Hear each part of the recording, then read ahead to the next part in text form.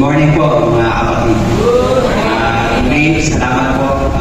Muli po tayo nakatayo at makapagbahagi ng kanyang salita sa umaga po ito. Alam niyo po, malaki ito ulan eh. Bukod sa mahirap tumayo ng maaga kasi malamig, mahirap din maligo. Kaya pag maulan, maging proud tayo na nandito kasi yung si Satanas, pagising pa lang ng mata mo, nandyan na eh. Huwag ka nang tumayo. Malamig. Tulog ka na. Walang paso. Deo. Sarap mahiga. At yan. Kaya salamat. At muli ay pinili natin na maglingkod sa Diyos sa umaga po nito. Itong topic na po na ito, dapat to yung Fifth Sunday. Kasi saktong-sakto po na kalahati na ng taon, June 30 sana to eh. No, nakipagpalit lang ko si kapatid na Allen. Sabi ko, sakto-sakto, kalahati ng taon. Sabi ko, kukumustahin ko yung mga kapatid. Yung sa New Year's resolution natin. No, kumusta na po yung kanina natin sa New Year's resolution natin? 6 months na nakalipas, Brad. Kumusta po yung diet? Brad, malapit na yung 12 months eh. Siguro next month na lang ulit. Kasi ilan na lang July, August, September. 2 buwan na lang, Brad. 12 months na eh. Andyan na yung mga pagkain eh. Next month tayo, next year na lang ulit. Yan. Kumusta po yung mga panata natin? Yung taon na to, mag-exercise ako. Naku, Brad, umuulan na eh. Umuulan na, Brad. Baka sa next summer na lang ulit. Ano pa? Yung mga New Year's resolution natin na naiisip natin. No, mayroon na po bang bunga? Yan, may bunga na po. Ako po, alam niyo po, to be honest, mga kapatid, ang New Year's resolution ko talaga, sabi ko, gusto ko talaga na magsalita sa harap. Gusto ko talaga maging bahagi ng church. Gusto ko magkaroon ako ng pakialam sa church. No, kaya pag si kapatid na election, Yogi, meron pipilitin ko magpunta ko talaga. Kasi gusto ko talaga na magawa ngayong taon, mga kapatid. No, at ayan po, no, hindi man tugmang-tugma. Hindi man talagang 100% na tugma, no, sa ating topic sa umaga po ito. Ayan po yung pag-aakala natin, pag-ugulay-gulayan natin. You will know them by their fruits. Yung binasa kanina, no? Sa gawa mo sila makikilala. Yun, sa pagbasa ko, sa mga propeta, no? Sa mga babahagi ng mga salita ng Diyos. No? Pero pwede rin natin siyang i-take as aral din sa mga katulad nating mga Kristiyano. Malalaman natin, no, na ang isang bagay ay nagbubunga. Tulad ngayon, no, yung New Year's resolution natin, ngayong taon na to, magda-diet ako. No? Siguro mid-year na, nag-diet na si Brad tsaka si Sis. Kasi nabawasan na yung timbang na eh. No? Pero hindi pa rin to. Hindi pa rin to. No? Baka siguro next year na yun si Brad. No? Mga kapatid, no? Malalaman natin, no? Si kapatid, hindi na na-absent eh. Siguro natutupad niya na yung New Year's resolution niya. No? Nagbubunga na, no? Yung gusto niya na mabago sa kanyang sarili. At ayan po, no, yung kanina, nabanggit, no, yung fig tree, sabi ko, kunin ko na lahat. Kunin ko na lahat ng patungkol sa fig tree. I-message ko na. Kaya, hindi ko alam kung yan talaga yung fig tree kasi yung sinners ko, yan yung lumalabas, kaya yan yung kinuha ko. Hindi ko alam kung yan talaga yung fig tree, no? Yung ginagawa ko yan, fig tree. Ayan, lumabas ko siya. So, ayan na lang po yung nilagay ko, no, na fig tree. Yan po. Yung unang-una po, no, na fig tree, ayan, ang 14. Sa Marcos, chapter 11, verses 13 to 14. Yan, ganyan po ang sinasabi. At pagkatanaw niya sa malayo ng isang puno ng higos na may mga dahon, si Jesus Christ po yan, mga kapatid. Ay lumapit siya at baka sakaling makasumpong doon ng anuman. At nang siya'y malapit sa kanya, ay wala siyang nasumpungang anumang kundi mga dahon, sapagkat hindi panahon ng mga higos. At sumagot si Jesus at sinabi rito, sino mang tao hindi kakain ng iyong bunga mula ngayon at magpakailanman. At ito'y narinig ng kanyang mga alagad. So kung papansinin po natin, mga kapatid, no, kawawa naman yung fig tree. Nananahimik doon biglang sinumpa ng ating Panginoong Yeso Cristo. Naglalakad ang Panginoon Diyos, nakita niya, ay, parang masarap yung bunga nun nilapitan ng ating Panginoong Jesus. Katulad yung ginagawa namin dyan sa labas. Nag-aagawan kami sa bunga dyan sa labas, mga abogado. Naghahanap siya ng Panginoong Jesus. Parang wala atang bunga to. Puro dahon lang. Puro ganda-ganda. Walang bunga. Kinurse ng ating Panginoon Diyos, mga kapatid, o sinumpa ng ating Panginoon Diyos. Ngayon, mapapaisip ako yung napapaisip talaga ako na bakit sinumpa ng Diyos yung fig tree na nananahimik lang sa isang tabi. Kumbaga tayo, kasalanan ata ng puno yan nandiyan siya kasalanan ng puno, dyan siya lumaki. Alam niya dadaan dyan yung ating Panginoong Jesus. Pero napaisip po ba tayo kung bakit sinumpa ng ating Panginoong Jesus yung fig tree na nananahimik dun sa tabi ng kalsada o sa tabi ng daan? And unang-una, it wasn't out of anger. Hindi naman siguro wala sa mood ng ating Panginoong Jesus na galit siya at sumpa niya yung fig tree. It wasn't a random act. Hindi lang basta, ay sige na, sumpa ko testing ko lang. Hindi naman siguro ng mga kapatid. It wasn't even about the tree. Ayan. Hindi kasalanan ng puno na nandoon siya. And it was a message for us. Pag binasa po natin ng Biblia, kasi pag binasa po natin itong fig tree, parang yun lang Andiyan yung fig tree, sinumpa ni Jesus Christ. Tapos na, parang nadaanan lang natin na ayun lang. Pero merong message mga kapatid behind that. Napaka-simple at napaka-iksing talata sa Biblia na pwede po natin kapulutan po ng aral. Ayan.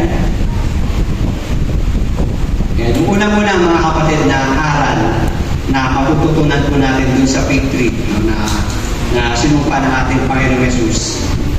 Si Jesus Christ, kung nakita niya yung fig tree, siyempre, hindi naman hahanap ng bunga yung ating Panginoong Jesus kung alam niyang tuyo yung puno. Kasi kung yung puno nakita mo parang lanta na, expect mo na wala bunga.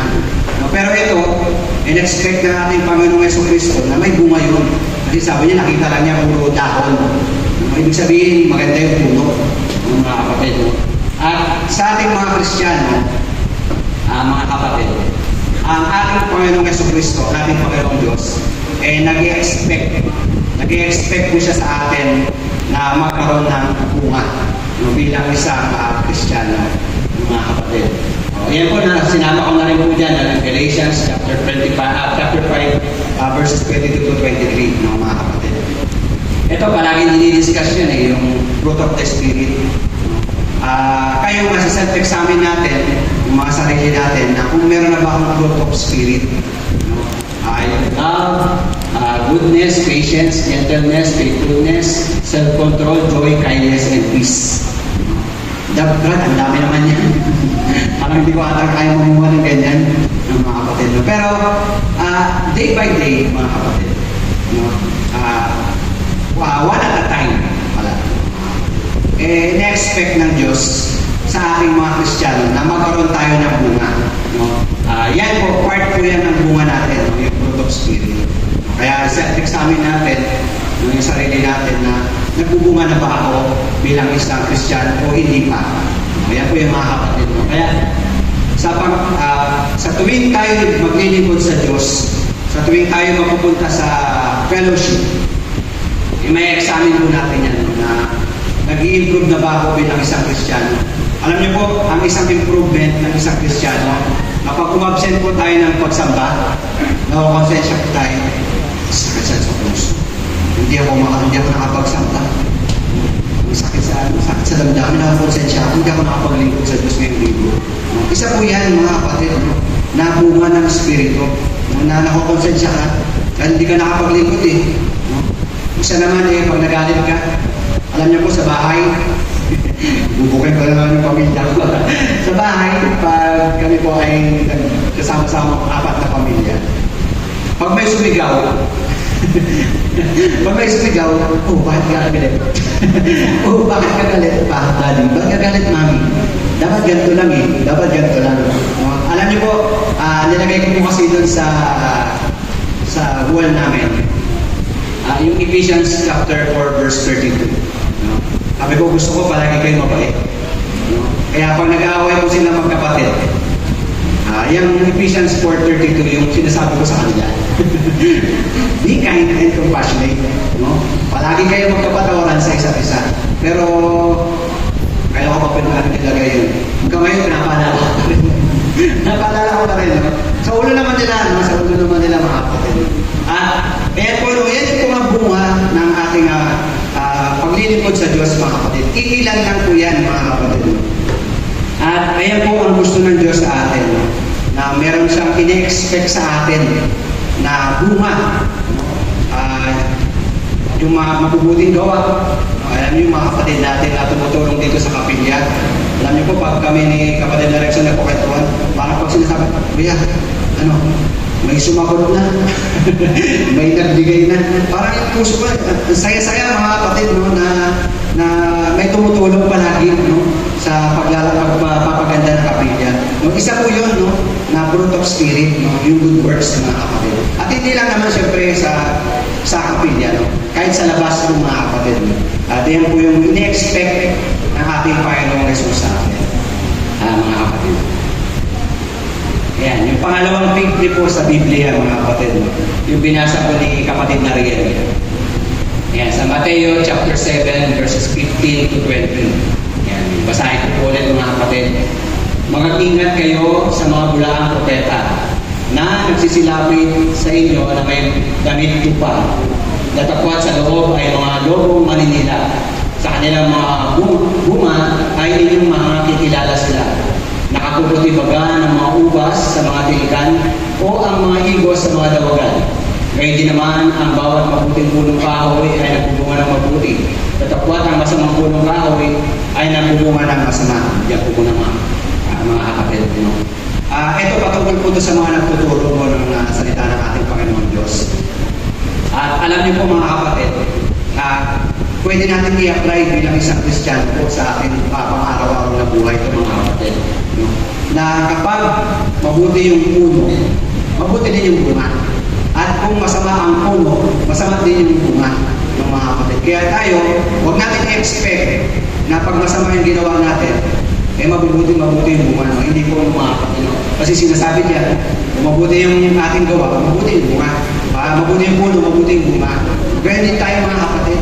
No? Kapag tayo ay isang Kristiyano, mabuti ang ating mga iniisip, mabuti ang ating itiin sa buhay, magiging mabuti yung bunga mga kapatid. At ayan ang gusto ng Diyos para po sa ating mga kapatid. Ayan. Hindi maaari na ang mabuting punong kahoy ay magbunga ng masama at ang masamang punong kahoy ay magbunga ng mabuti. Bawat punong kahoy na hindi nagbunga ng mabuti ay pinuputol at inihahagi sa apoy. Kaya sa kanilang mga bunga ay makikilala ninyo sila.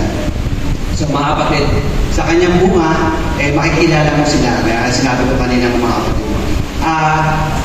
Sabi nga doon kanina, hindi mo mapipitas hindi mo makikilala yung ubas sa dawagan sa mga tinikan. Kapag maraming tinik, hindi mo siya makikilala, hindi mo siya mapipitas. No? Kasi maraming tinik, paano mo siya mapipitas? O hindi mo siya makikilala kapag maraming halaman sa paligid niya. Mahirap siyang i-identify mga kapatid. No? Ang main point dyan mga kapatid, so sa Mateo chapter 7, verses 15 to 20, ayaw ng Diyos mga kapatid, no? Na appearance natin pinapakita natin. Natawa tuloy ako kay good morning po mga kapatid. Muli, salamat po. Muli po tayo nakatayo at makapagbahagi ng kanyang salita sa umaga po nito. Alam niyo po, malakit ng ulan eh. Bukod sa mahirap tumayo ng maaga kasi malamig, mahirap din maligo. Kaya pag maulan, maging proud tayo na nandito kasi si Satanas, pagising pa lang ng mata mo, nandyan na eh. Huwag ka nang tumayo, malamig. Tulog ka na, walang pasok, deo, sarap mahiga. At yan, kaya salamat at muli ay pinili natin na maglingkod sa Diyos sa umaga po nito. Itong topic na po na ito, dapat ko yung 5th Sunday. Kasi saktong-sakto po na kalahati na ng taon, no? June 30 sana to eh. No, nakipagpalit lang ko si kapatid na Alem. Sabi ko, saktong-sakto, kalahati ng taon. Sabi ko, kukumustahin ko yung mga kapatid. Yung sa New Year's resolution natin. No, kumusta na po yung kanina natin sa New Year's resolution natin? 6 months na yung nakalipas, Brad. Eh. Kumusta po yung diet? Brad, malapit na yung 12 months eh. Siguro next month na isa na lang ulit. Kasi ilan na lang eh, July, August, September. 2 buwan na lang, Brad, 12 months na eh. Andyan na yung mga pagkain eh. Next month na, next year na lang ulit. Yan, kumusta po yung mga panata natin? Yung taon na to, mag-exercise ako. Naku, Brad, umuulan na eh. Umuulan na, Brad. Baka sa next summer na lang ulit. Ano pa? No, yung mga New Year's resolution natin na naiisip natin, no, mayroon na po bang bunga? Ayan, may bunga na po. Ako po, alam niyo po, to be honest, mga kapatid, ang New Year's resolution ko talaga, sabi ko, gusto ko talaga na magsalita sa harap. Gusto ko talaga maging bahagi ng church. Gusto ko magkaroon ako ng pakialam sa church. No, kaya pag si kapatid na Erickson, Yogi, meron pipilitin ko magpunta ko talaga. Kasi gusto ko talaga na magawa ngayong taon, mga kapatid. At ayan po, no, hindi man tugmang-tugma, hindi man talagang 100% na tugma, no, sa ating topic sa umaga po ito. Ayan po yung pag-aaralan natin, no, pagpupulay-gulayan natin. You will know them by their fruits. Yung pinasa kanina, no, sa gawa mo sila makikilala. Yun, sa pagbasa po, sa mga propeta, no, sa mga nagbabahagi ng mga salita ng Diyos, mga kapatid. Pero pwede rin natin siyang i-take as aral din sa mga katulad nating mga Kristiyano. Malalaman natin, no, na ang isang bagay ay nagbubunga. Tulad ngayon, no, yung New Year's resolution natin, ngayong taon na to, magda-diet ako. No? Siguro mid-year na, nag-diet na si Brad tsaka si Sis. Kasi nabawasan ng timbang niya eh. No? Pero hindi pa rin to. Hindi pa rin to. No? Baka siguro next year na yan si Brad. No? Mga kapatid, no? Malalaman natin, no? Si kapatid, hindi na na-absent eh. Siguro natutupad niya na yung New Year's resolution niya. No? Nagbubunga na, no? Yung gusto niya na mabago sa kanyang sarili. At ayan po, no? At yung kanina, nabanggit, no? Yung fig tree. Sabi ko, kunin ko na lahat. Kunin ko na lahat ng patungkol sa fig tree. I-message ko na. Kaya, hindi ko alam kung yan talaga yung fig tree kasi yung sinners ko, kaya yung lumalabas, kaya yan yung kinuha ko. Hindi ko alam kung yan talaga yung fig tree, no? Yung ginagawa ko yan, yung fig tree. Ayan, lumabas ko siya. So, ayan na lang po yung nilagay ko, no, na fig tree. Yan po. Yung unang-una po, no, na fig tree, ayan. Nababa yung 14. Sa Marcos, chapter 11, verses 13 to 14. Yan, ganyan po ang sinasabi. At pagkatanaw niya sa malayo ng isang puno ng higos na may mga dahon, si Jesus Christ po yan, mga kapatid, ay lumapit siya at baka sakaling makasumpong doon ng anuman. At nang siya'y malapit sa kanya, ay wala siyang nasumpungang anumang kundi mga dahon, sapagkat hindi panahon ng mga higos. At sumagot si Jesus at sinabi rito, sino mang tao ay hindi kakain ng iyong bunga mula ngayon at magpakailanman. At ito'y narinig ng kanyang mga alagad. So kung papansinin po natin, mga kapatid, no, kawawa naman yung fig tree. Nananahimik doon biglang sinumpa na natin Panginoong Jesucristo. Naglalakad ang Panginoon Diyos, nakita niya, ay, parang masarap yung bunga doon Nung nilapitan ng ating Panginoong Jesus, tulad yung ginagawa namin dyan sa labas. Nag-aagawan kami sa bunga dyan sa labas, ng abogado. Naghahanap siya ng Panginoong Jesus, parang wala atang bunga doon. Puro dahon lang. Puro ganda-ganda. Walang bunga. Kinurse ng ating Panginoon Diyos, mga kapatid, na sinumpa ng ating Panginoon Diyos. Ngayon, mapapaisip ako, yung napapaisip talaga ako na bakit sinumpa ng Diyos yung fig tree na nananahimik lang sa isang tabi. Kumbaga tayo, kasalanan ata ng puno yan eh. Nandiyan siya eh. Kasalanan ng puno, dyan siya lumaki. Alam niya dadaan dyan yung ating Panginoong Jesus, no? Pero, napag-isip po ba tayo, no? Kung bakit sinumpa, no?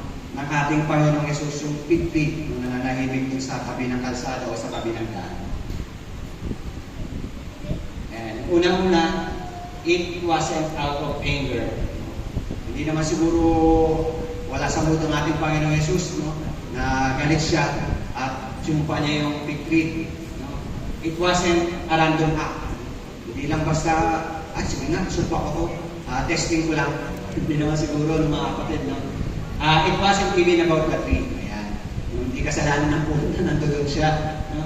And it was a message for us. Pag binasa po natin yung Biblia, kasi pag binasa po natin itong fig tree, parang yun lang eh. No? Andiyan yung fig tree, sinumpa ni Jesus Christ. Tapos na, parang nadaanan lang natin na ayun lang. No? Pero merong message mga kapatid, no? Behind that. Napaka-simple at napaka-iksing talata sa Biblia na pwede po natin kapulutan po ng aral. Ayan. Ayan. Yung unang-una mga kapatid na aral na matututunan po natin dun sa fig tree, no? na sinumpa ng ating Panginoong Jesus. Si Jesus Christ, nung nakita niya yung fig tree, siyempre, hindi naman hahanap ng bunga yung ating Panginoong Jesus kung alam niyang tuyo yung puno. Kasi kung yung puno nakita mong parang lanta na, expect mo na walang bunga. No? Pero ito, in-expect ng ating Panginoong Jesucristo na may bunga yun. Kasi sabi niya, nakita lang niya puro dahon. No? Ibig sabihin, maganda yung puno. No? Mga kapatid. No? At sa ating mga Kristiyano, mga kapatid, ang ating Panginoong Jesucristo, ating Panginoong Diyos, nag-i-expect po siya sa atin na magkaroon ng bunga, no, bilang isang Kristiyano, mga kapatid. Yan po na sinama ko na rin po dyan, Galatians chapter 5, verses 22 to 23, no, mga kapatid. Ito palagi dinidiscuss yan yung fruit of the Spirit. No? Kayo nga sa self-examine natin, yung mga sarili natin, na kung meron na ba akong fruit of Spirit, no? Love, goodness, patience, gentleness, faithfulness, self-control, joy, kindness, and peace. Brad, ang dami naman yan. Parang hindi ko ata kaya mamuha ng ganyan ng mga kapatid. No? Pero, day by day, mga kapatid, no? One at a time pala. Na-expect ng Diyos sa ating mga Kristiyano na magkaroon tayo ng bunga. No? Yan po, part po yan ng bunga natin, no? Yung fruit of Spirit. Kaya self-examine natin yung sarili natin na nagbubunga na ba ako bilang isang Kristiyano o hindi pa.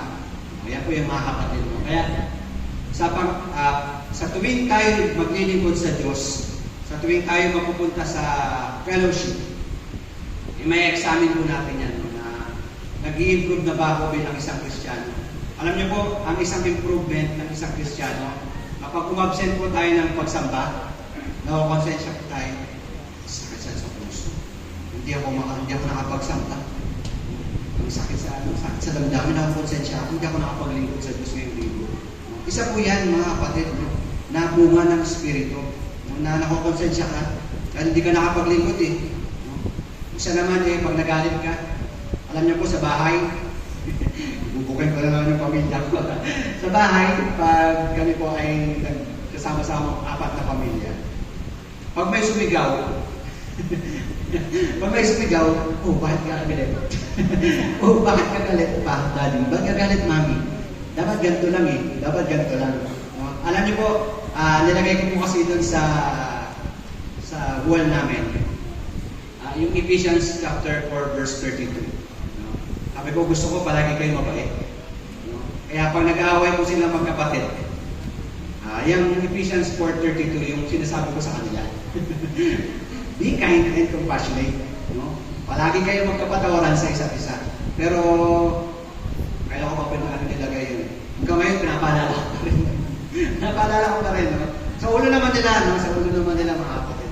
At, ayan po, yan po ang bunga ng ating paglilingkod sa Diyos, mga kapatid. Iilan lang po yan, mga kapatid. No? At, ayan po ang gusto ng Diyos sa atin. No? Na meron siyang ine-expect sa atin na bunga. No? yung mabubuting gawa. Alam niyo yung mga kapatid natin na tumutulong dito sa kapilya. Alam niyo po, pag kami ni kapatid na Rexon nagkukwentuhan, parang pag sinasabi, Kuya, may sumagot na. May nagbigay na.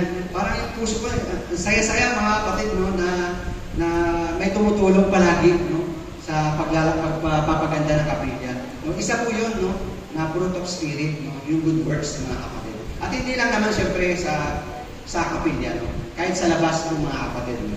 At yan po yung ini-expect ng ating Panginoong Jesus sa atin, mga kapatid. Yan, yung pangalawang fig po sa Biblia, mga kapatid, no, yung binasa po ni kapatid na Riel. Yan, sa Mateo chapter 7, verses 15 to 20. Yan, basahin ko po ulit mga kapatid. Mag-ingat kayo sa mga bulaang propeta na nagsisilapit sa inyo na may damit tupa. Natakwat sa loob ay mga lobong maninila. Sa kanilang mga bunga ay inyong makakikilala sila. Nakapuputi baga ng mga ubas sa mga tilikan o ang mga igos sa mga dawagan. Ngayon din naman, ang bawat mabuting punong kahoy ay nagbubunga ng mabuti. Tatakwat ang masamang punong kahoy ay nagbubunga ng masama. Yan po muna mga kapatid. Ito patungkol po ito sa mga nagtuturo mo ng salita ng ating Panginoon Diyos. At alam niyo po mga kapatid, pwede natin i-apply bilang isang Kristiyano po sa ating pang-araw-araw na buhay ito mga kapatid. Na kapag mabuti yung puno, mabuti din yung bunga.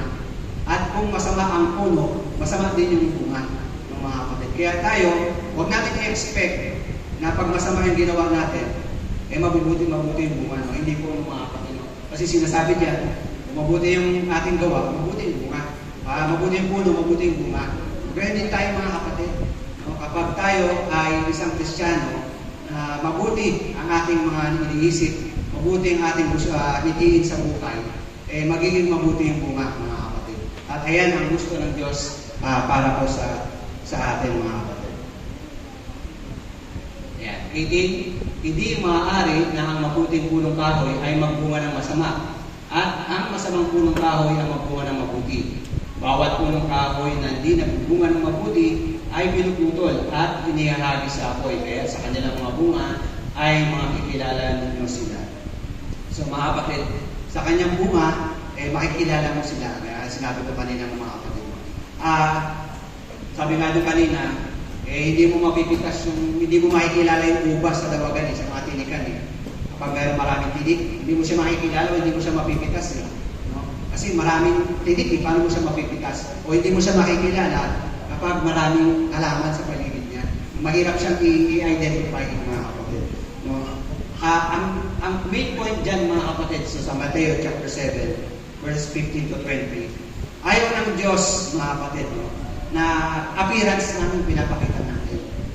Yung appearance natin, parang nag-iiba-iba. At ang gusto ng Diyos mga kapatid, kahit saan man tayo mapunta, sino man ang ating kaharap, suot-suot natin, no, yung image ng ating Panginoong Jesucristo mga kapatid. No, yun po ang hindi mababago sa atin.